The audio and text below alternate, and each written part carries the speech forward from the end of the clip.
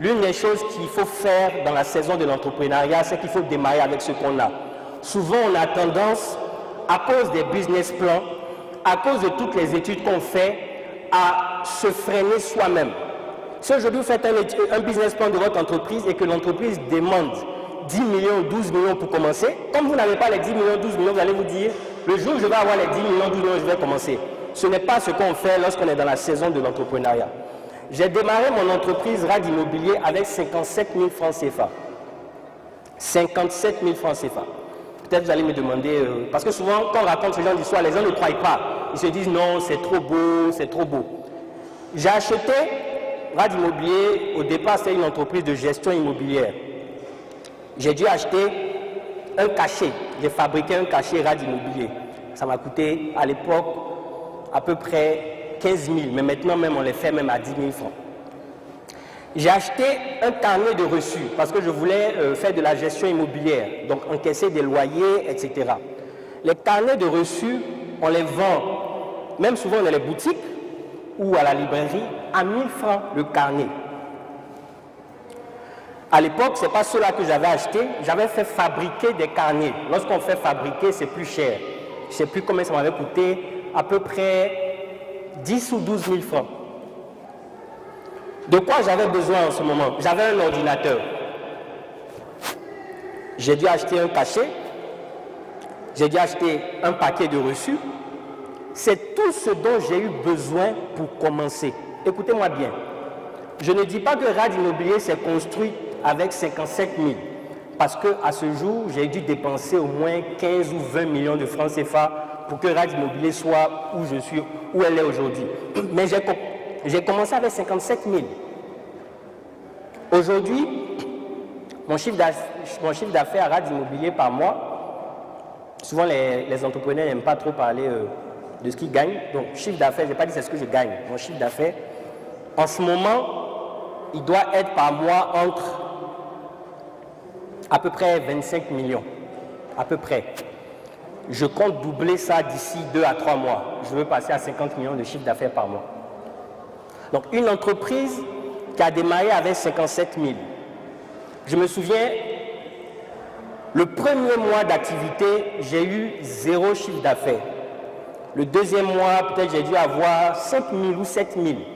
Au fur et à mesure, mois après mois, j'ai eu une première gestion. La première gestion, c'était une cour d'une de mes tantes qui m'a confié ça pour gérer. Une cour à Trèves, une cour commune. Aujourd'hui, je gère des bâtiments, des immeubles avec ascenseur, mais j'ai commencé à gérer des cours communes. Peut-être par mois, lorsqu'on encaissait tous les locataires difficiles de cette cour commune, peut-être on se retrouvait peut-être avec Chef Justin, la cour de Treichville, 15 000 francs par mois. Mais j'ai béni Dieu parce que c'était un premier revenu fixe mensuel. Par la suite, immeuble après immeuble, gestion après gestion, marché après marché. J'ai, par la grâce de Dieu, commencé à avoir des chiffres d'affaires, des transactions qui me rapportent 5, 8 millions en un coup, tout ça. Mais j'ai commencé avec 57 000. Donc je ne vois pas qui parmi vous ici n'a jamais eu 50 000 ou 57 000 pour pouvoir démarrer une activité. Des gens attendent millions, ils attendent 2 millions. Ma première entreprise qui a fait faillite, j'avais besoin de 8 millions pour commencer. J'ai tapé ici et là, j'ai pu réunir 5 millions. On s'est débrouillé, on a pu avoir les 5 millions. On a commencé, on a fait faillite avec l'argent que les gens nous avaient donné.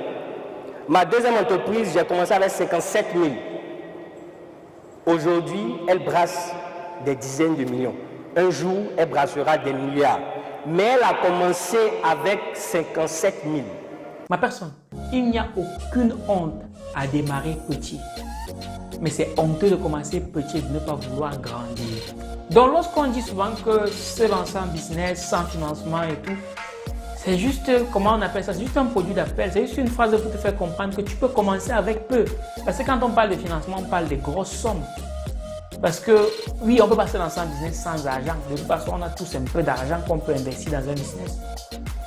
Dans le peu d'argent que tu as, commence à te poser la question de savoir avec ce petit truc, qu'est-ce que je peux commencer à monter avec ce petit truc?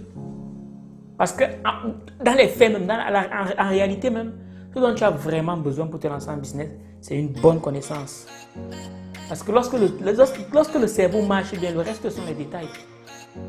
Donc il faut que tu te armes de détermination parce que quelqu'un qui est déterminé trouve toujours les moyens pour s'en sortir. Donc même si c'est ton argent de poche, investis. Même si c'est ton téléphone, vends. Vends parce que dis-toi que en vendant ce téléphone-là pour investir dans un business qui va te permettre de gagner de l'argent, plus tard quand tu auras suffisamment d'argent, tu pourras même acheter même 8 téléphones encore beaucoup plus puissants. Donc, deuxième action, c'est de démarrer avec ce qu'on a. Troisième chose, c'est se documenter. Tout à l'heure, je vous ai recommandé de prendre le document qu'il a donné. Ensuite, lire. Les jeunes, malheureusement, je ne sais pas pourquoi, ils préfèrent être plus sur les réseaux sociaux, sur Facebook, et ils ne lisent pas beaucoup. Lisez. Ce n'est pas parce que j'ai fait sortir un livre que je vous encourage à lire. L'année passée, j'ai acheté au moins, durant l'année 2018, au moins 50 et quelques livres. J'en ai lu au moins 40. Souvent, les gens me demandent comment tu fais. Je dis, si tu sais combien d'heures tu passes par jour sur Facebook, si tu savais le nombre de livres que tu aurais pu lire, tu allais commencer à gérer un peu ton temps. Donc, important, la lecture. Ce matin, quand je suis arrivé, pendant que j'attendais, j'étais en train de lire un livre. Le livre de M. Aliko Dangote. C'est des livres comme ça que vous devez lire. Des livres des personnes à qui vous voulez ressembler, des livres de personnes qui inspirent, des livres de différents domaines. Moi, je lis dans la communication, je lis, lisez. Ma personne, est-ce que c'est encore moi qui demande de lire? Tu ne le sais peut-être pas, ma personne, mais si tu ne lis pas, tu vas payer les gens pour t'enseigner ce qu'eux ils ont lu. C'est aussi clair que ça. Tu n'assistes pas aux conférences. Tu ne lis pas. Tu n'as pas d'amis entrepreneurs. À quel moment est-ce que tu te formes pour devenir entrepreneur? À quel moment tu trouves les moyens d'avoir les connaissances pour te lancer en business? Moi, je l'ai toujours dit ici. C'est que le moyen le moins cher pour acquérir de la connaissance, ce sont des livres. Parce que tu ne te rends pas compte, mais dans le livre, ça veut dire que c'est quelqu'un qui a pris toute son expérience, l'expérience de toute une vie, qui a décidé de mettre dans un livre pour laisser à sa descendance. Toute cette expérience-là est mise dans un livre. Et toi, tu dis que tu n'aimes pas lire, tu n'aimes pas lire. Là, ce n'est pas une question de lire parce qu'on aime. C'est une question de lire parce qu'on sait que c'est une question de vie ou de mort. On ne lit pas parce qu'on aime, on lit parce qu'on sait que c'est ça qui va nous permettre de vivre demain. C'est de ça qu'il s'agit.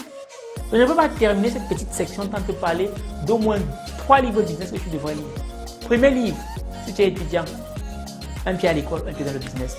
Deuxième livre, le livre du docteur Claude Noubissi, le jeune entrepreneur africain. Troisième livre que je te conseille vivement de lire, c'est le livre La chèvre de ma mère de Ricardo Kanyama. Excellent. C'est un livre qui parle d'intelligence financière.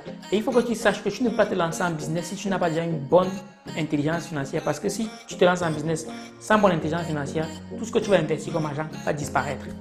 Et puis si je peux te conseiller un quatrième livre qui est tout aussi excellent en termes de business, c'est le livre de Yann Amon, Entrepreneur. Je ne l'ai pas encore lu, mais juste le fait de l'entendre, je sens que ce qu'il a mis dans son livre doit être très pertinent. Donc si tu sais comment se procurer ce livre-là, n'hésite pas à me laisser un message. J'ai hâte de pouvoir l'acquérir. On continue, ma personne. Pourquoi est-ce que vous devez entreprendre? Parce que vous connaissez quelqu'un.